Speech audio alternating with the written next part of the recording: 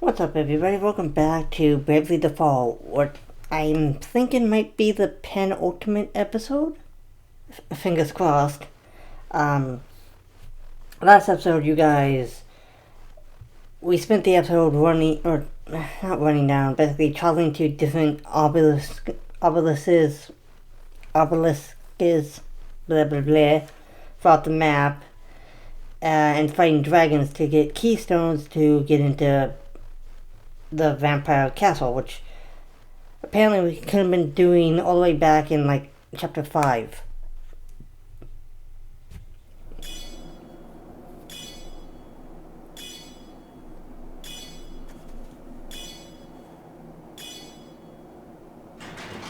Did you hear that sound?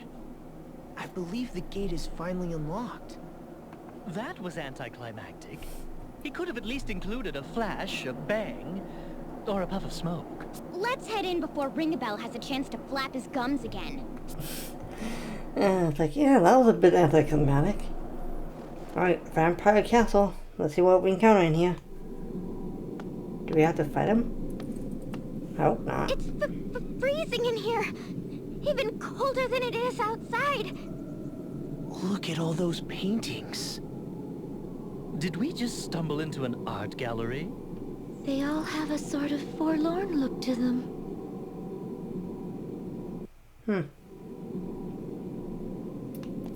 Neat. Do we look at them? No, guess not. Oh, hey, a special chest. Hadean claws. Don't I already have those?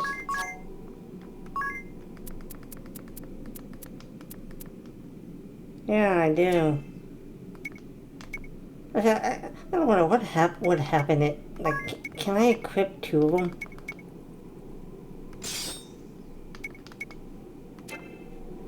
Well, I mean, I have the one ability to two-hand things, so I don't know. It'd be interesting if I could basically dual them, like if that would change anything. Okay. So what's in Vampire Castle? I'm gonna assume we're gonna have to fight Deroso when we get to the top. Dragon Tank, okay. Bit messed up considering he apparently likes dragons enough that he entrusted them with guarding the keys to his house. My, what a large portrait. Is that Lord Deroso? His wife was sure an attractive one. Oh, and it says something under the painting. Lester, eldest son of the House of Deroso, future clergyman of the Crystal Adventists and cardinal of the Crystal Orthodoxy. Born in the land of Eternia on a cold winter's day. So, that's his mother, not his beautiful young wife. And that little baby is Lord Deroso. Clergyman? Of the Crystal Adventists? Is something the matter, Agnes? The Crystal Adventists were the predecessors of the Crystal Orthodoxy. It is now known as the Old Faith. But it hasn't been practiced in over 2,400 years. How could he have been a member of the Adventist clergy? You already know why. According to this portrait, Lord Deroso is incredibly old. Even ancient. Yes, indeed. For I was born of these frozen lands in a time some 2,400 years from this day.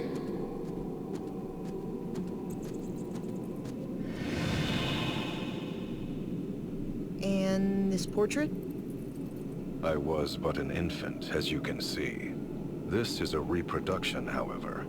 The original was lost long ago to fire. And what of the part that reads, Yes. As Wind Vestal, you would be expected to take interest in such matters. But ere I delve into the matter of the Old Faith and the Orthodoxy, allow me to tell of the founding of this land. As you may well know, this land had long been ruled by the Crystal Orthodoxy. However, 15 years passed. The Templar rose up and occupied their lands. Thus was the Duchy of Eternia born. Or so I expect you have been taught. However, the Templar did not found a new state. In truth, he restored an ancient dynasty. Really? He did? Long before the Crystal Orthodoxy ruled this land, it was known as the Kingdom of Eternia.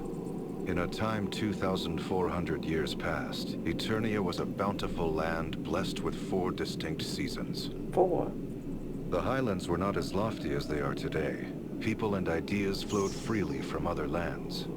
The kings of Eternia were protectors of the Earth Crystal and the Crystal Adventists, ruling in peace for generations. So what changed? To the west lay the castle of the House of De Rosso, hereditary dukes of Eternia with royal blood in their veins. Relations with the royal family were good, and ever did the kings of Eternia treat the dukes of our house with kindness. In return, the House of De Rosso did faithfully serve generations of Eternian kings.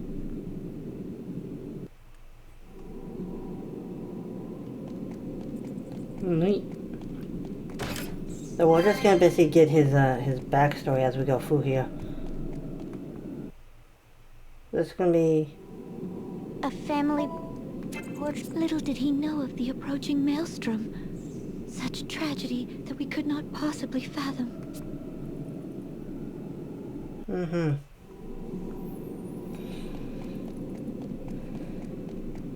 Okay. Well, this might be a short episode, it might be a long episode, we'll see. Mainly because we're not obviously not fighting anything. But you know, we'll see if... How many shoes? Is that a new one?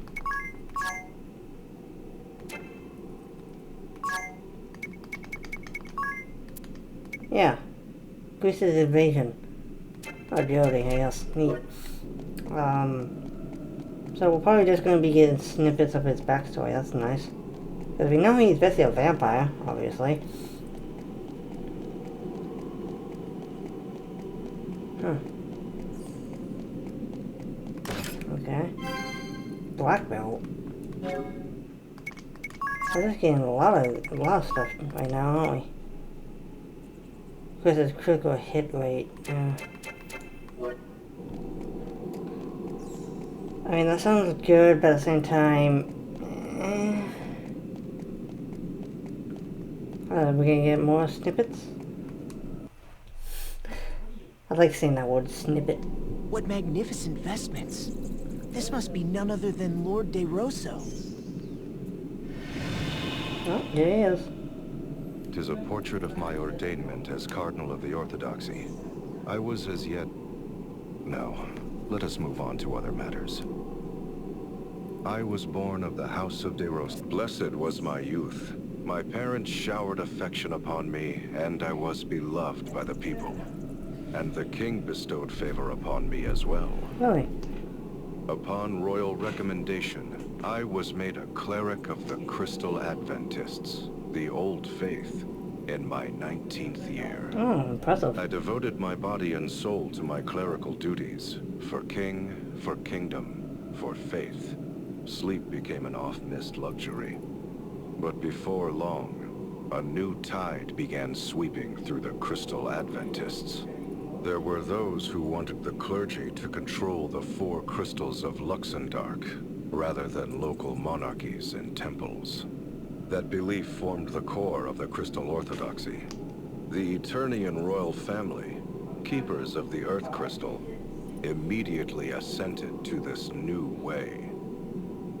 I soon found myself appointed to the position of Cardinal in the Orthodoxy. Me, a mere cleric. Cardinal De Rosso. Those were my days of glory. Even now, the mere sound of the then-new title is dear to me. The old faith was remade entirely into the Crystal Orthodoxy, and the decision was made to elect a Grand Patriarch to rule. Thereupon, cardinals throughout the world gathered for a conclave to elect the first Grand Patriarch. Amid the conclave's maelstrom, I was approached by a cardinal who wished for me to vote for his choice. I suppose it was my youth and sincerity that made me reject the notion out of hand. But that was my downfall, for I was forced from the position of cardinal by the fraudulently elected Grand Patriarch. I had been but fervent in my beliefs and ideals. What I did only for the Orthodoxy, and for the people of this world. The old faith and the Orthodoxy. I agree. There are no major differences in teachings between the Old Faith and Orthodoxy. They both revere the Four Crystals. I have heard that the Adventists gave way to the new and truer ideas of the Orthodoxy and faded away. No wonder the Old Faith was abandoned. Yet there is more to the story, for history is not more than accounts recorded by the victorious.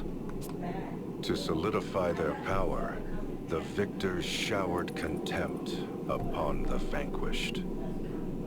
So it was those who held the reins of power within the Orthodoxy relentlessly pressed for the Adventists' eradication.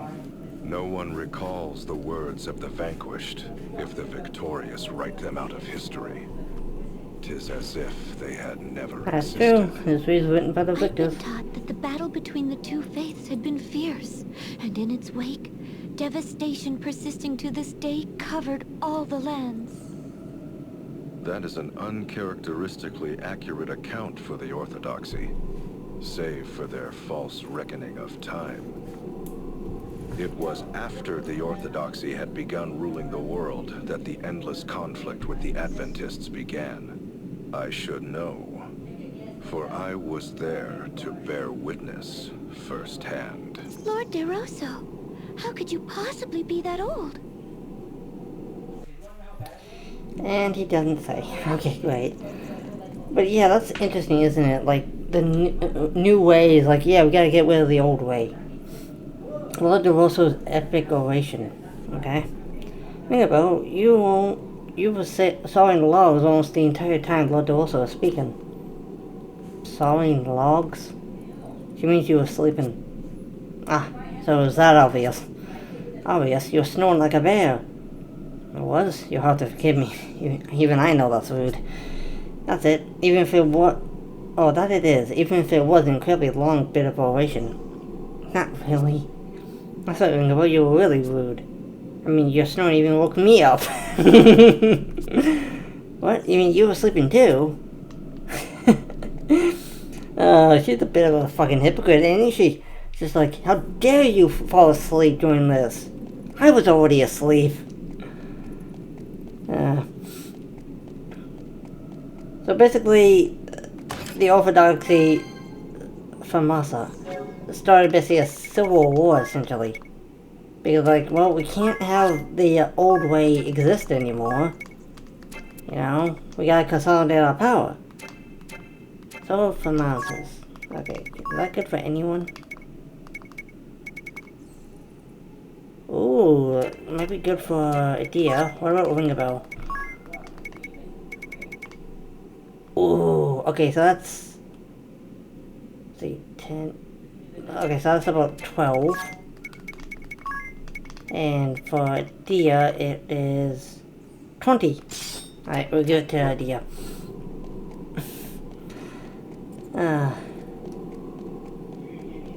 But yeah, I like that. Like, how can you be that old? Then it just immediately cuts to black. Okay, well, we're probably gonna like figure out. Seems like every room we enter, or at least the final room before the next floor. Alright, let's get some more. This one shows a castle in flames. A large army surrounds it. It looks as if it could fall at any moment. Is this not this very castle?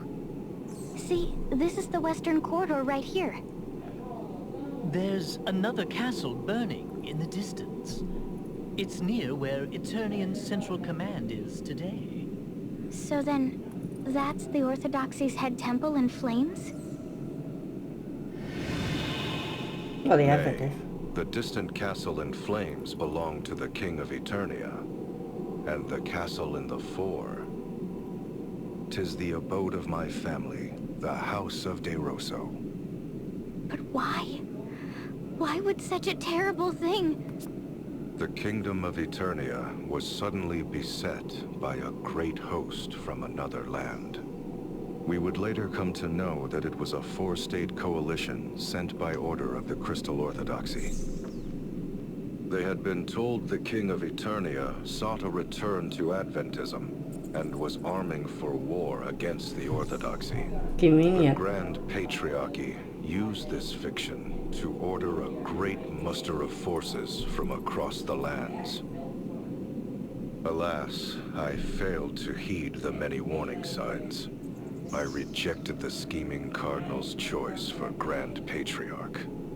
But he succeeded in luring votes from other factions, and his became the ruling faction of the Grand Patriarchy. It was they who wished to establish Crystal Orthodoxy as the uncontested world religion. Under their orders, the castle of the Eternian King was besieged. It fell in mere weeks. Before long, the great host was at the gates of our castle, and my father lay brutally murdered. The water supply was poisoned, and the Orthodoxy's forces drew an ironclad ring around the castle. By then, the castle sheltered not but the elderly, the young, the wounded. There was no hope of resistance. I was forced to sue for peace, even offering my own mother as hostage per their demands. Yet that failed to break the siege. The commoners who had placed their faith in my family and me slowly starved to death. It was then that a letter arrived from a man. That man was the Cardinal, who had sought to influence my vote. The Fiend was now the officer in charge of the attack. He wrote that he would not accept my surrender. Such was the hatred he bore for me. Such hatred that he was willing to let countless innocents die. Wow. My mother had been murdered. Our castle was consumed in flames. That is the painting you see here. How could the Orthodoxy do such a thing? Very easily, This apparently. all reminds me of what happened during the Great Plague. Indeed. Perhaps the Templar and I are not so very different. To be betrayed by what you believe in. To have your family and those you protect murdered. Though we do not see eye to eye, perhaps it is a shared sorrow that binds us. That's fucked up. Just like, yeah, you failed to like, you didn't basically side with me, so now I'm gonna fuck you over. One second.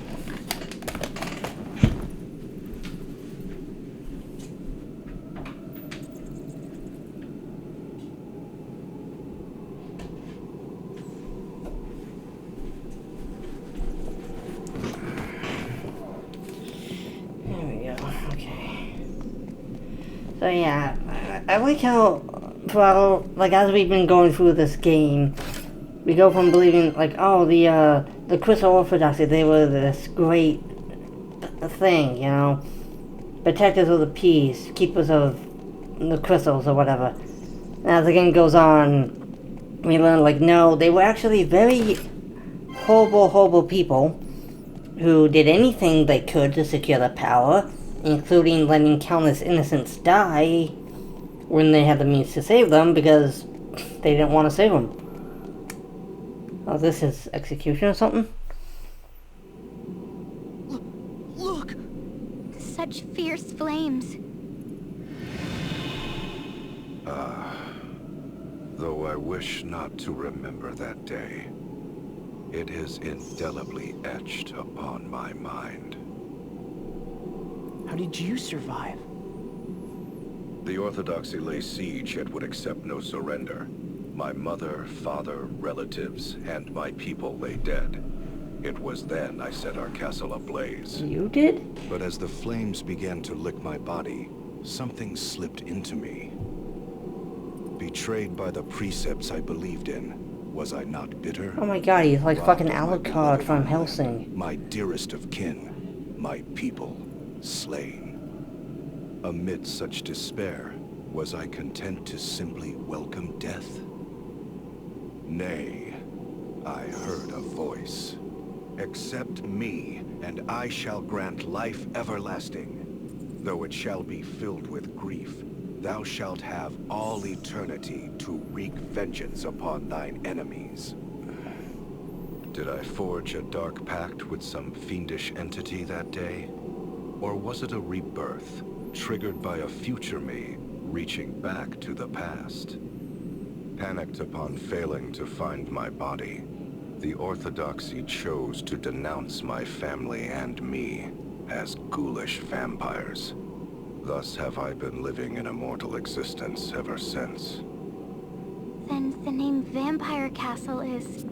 A lie that has been perpetrated So by he's the not an Orthodoxy actual vampire. for some 2,400 years. Though it is true I am immortal, I am no vampire. I find the smell of blood too revolting to ever drink it. Having said that, I have done naught to quell the rumors. In truth, I endeavored to embellish them. My ability to transform myself into a bat and grow these fangs are the fruits of many years. Long, long years. Tell me, O Vestal of the Wind, what does the Crystal Orthodoxy have to say about the passing of the first Grand Patriarch? He chose the second Grand Patriarch and prayed for peace and the well-being of the faithful as he passed peacefully from this world. Passed peacefully from this world, you say? Did you murder him? I know the truth to be far different. What do you mean? The first Grand Patriarch was assassinated, along with his Archbishop, the man who had been my bane. The assassin himself tells you this. That was when I forsook this land. Soon after, sightings of the vampire Lester DeRosso began to crop up throughout the world. I became a veritable Duke of Darkness, forging ties with those bearing hatred toward the Orthodoxy, and those it had oppressed. I was the enemy of man, the hated and feared vampire. But more than that, I was known as the arch-enemy of the Orthodoxy. And after some 500 years, a fateful encounter with one whom you all know. Let us leave the matter for another time. Oh, okay. Because they obviously wanted to basically villainize him, so like, no, he was a vampire. His whole family were vampires. That's why we had to kill him. Like, you know what? Fuck it, I'm just gonna double down on that. Like, you're not actually a vampire. No, I'm just... I bet you just played along with it. Magic omelets. Okay. Like, why? Shits and giggles, basically.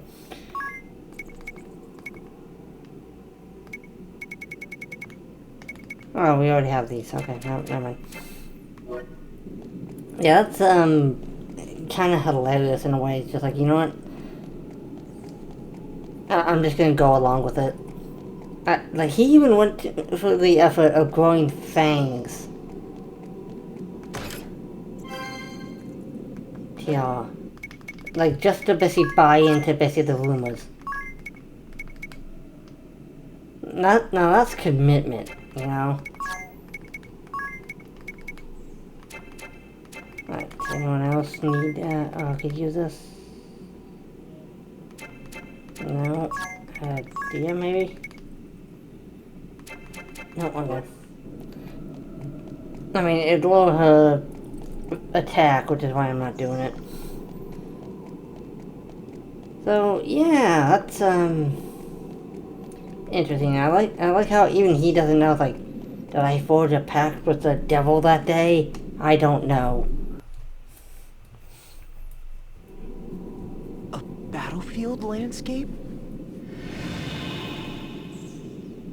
It represents the long and hard-fought war between the Orthodoxy and we denizens of darkness.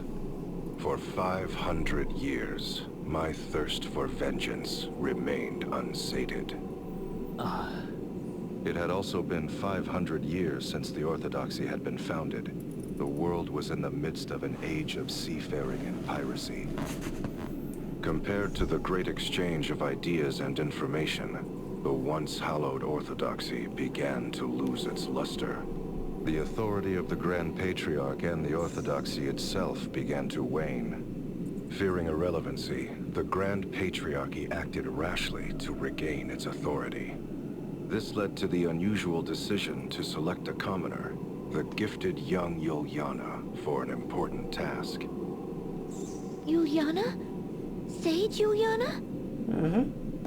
Yes, indeed.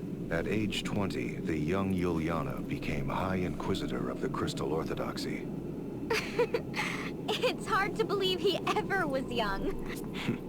It was no laughing matter, for there was no one more skilled at rooting out enemies of the faith than he. The shadowy ones, those who had been working against the Orthodoxy, were crushed by the host he led. In the several decades that saw him age, I cannot count the number of times we have crossed swords, he and I. In the great battle waged on the Karka Plain, the might of our clashing forces rent the very earth into a vast rift. You mean the rift under Ison Bridge? In the battle at the foot of Mount Fragmentum, our armies smote the mountain to its very roots.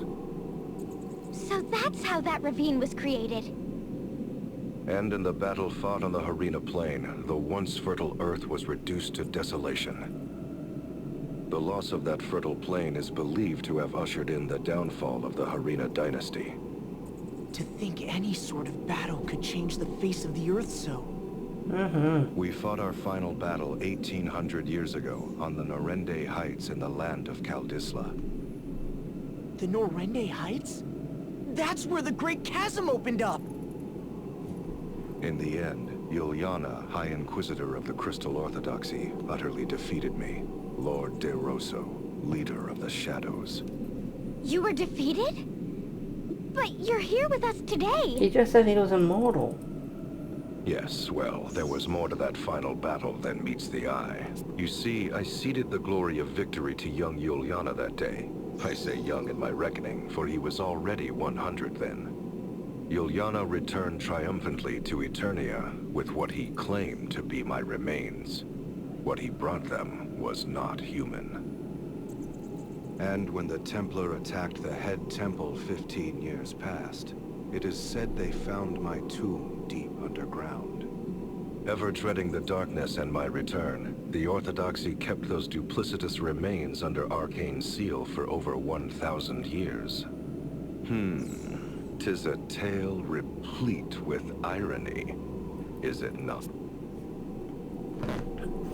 So basically he faked his death and made the Orthodoxy believe that his bones were his. So they're like, oh, we gotta keep him under seal, gotta make sure no one finds out about it. Or tries to resurrect the vampire. When actually he hadn't been dead. That is, that certainly is ironic. They thought like they defeated him, turned out, no, he, he pulled the rug out from under them. The old bait and switch.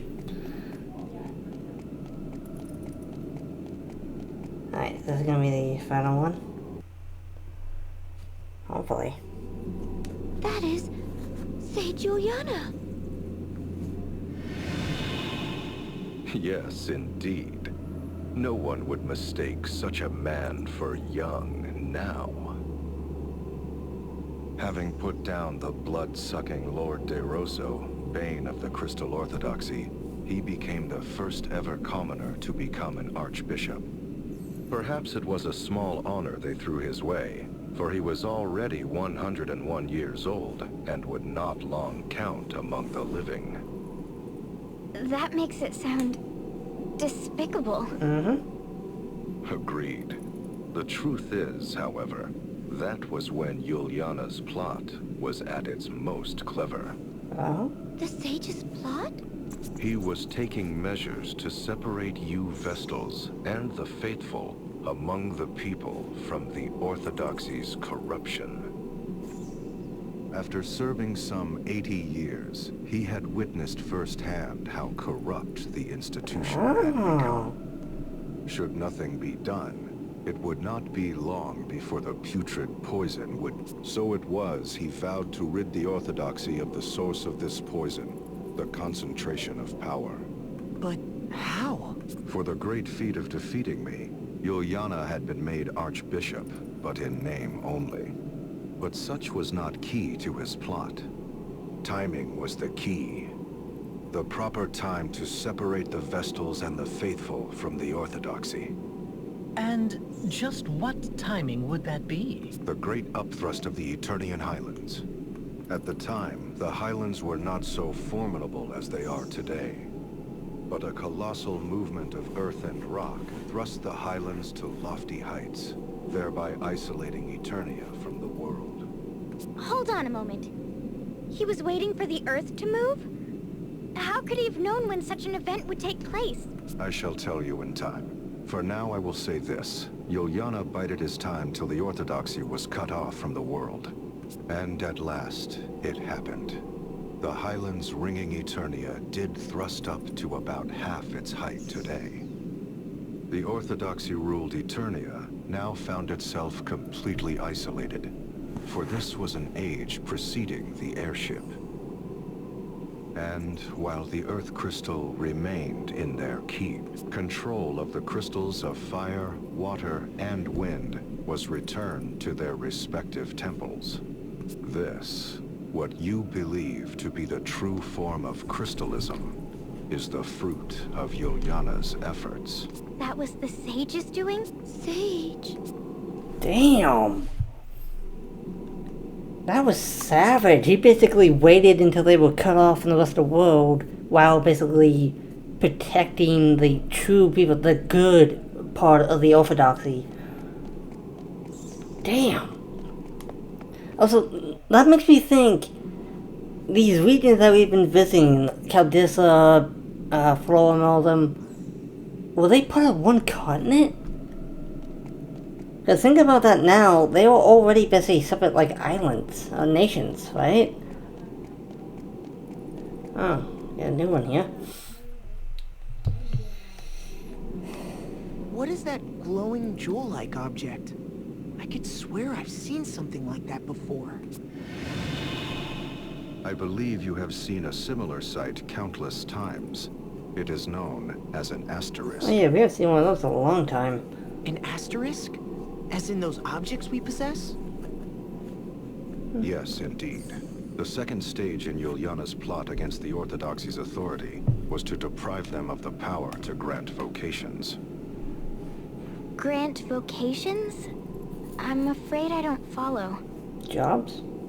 Before Yuliana intervened, special approval was required to change vocations within the Crystal Orthodoxy. In this way, the institution grew rich through fat profits they called alms. Oh, so the Orthodoxy cornered the job market and the fees to participate therein? Clever.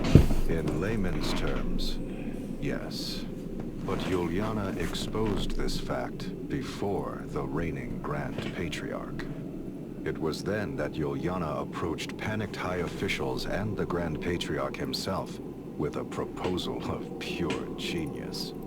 He showed them a stone known as an asterisk, saying the granting of vocation should be based on it, overseen by the Orthodoxy. Oh. Those who sought such vocations would apply to the Orthodoxy and pay a fair price. Anyone with the means to pay could thus learn a new job. That's no different from the old system where people had to pay alms. No different indeed. But the Grand Patriarch and his officials had not but the material profits of the Orthodoxy in mind. Hence, they accepted Yuliana's proposal without question, even appointing him to the important position of overseeing the new asterisk system. Clever boy. I fail to see how that really changed anything. Well, it did far more than you would guess. for he was the only one who knew how to make the Asterisk stones. Why, that wily old fox? So it was Juliana robbed the Orthodoxy of its authority to grant jobs and took it for himself. Oh. What of the Orthodoxy's profits? Wouldn't they demand Juliana transfer the proceeds to their coffers? Juliana was long gone. Abandoning the seat of Archbishop, he fled with his knowledge of the Asterisk craft. He also took arms and armor the Orthodoxy had seized from around the world. Items of such power that he took them all, and they now lie secreted away against the day the Orthodoxy's tyranny or some other impending doom threatens the people. Which we already got He those. then hid himself in Juliana Woods until those who knew him reached the end of their natural lives. But that did not take long. For I had always believed the Crystal Orthodoxy required not but the crystals, the Vestals, and the faithful. With the institution free of corruption, I returned to my homeland of Eternia after a 700-year absence. Where my family's castle once stood, I built a fortress of ice from whence I have been watching over the Orthodoxy's head temple. Meanwhile, Juliana retired to that land to tend to the Vestals. Say Juliana. But it's interesting that, like, the Orthodoxy was led by a Grand Patriarch, considering how matriarchal the organization seemed to be. Lil's wand. A rod, not wand. Oh. Alright, let's see.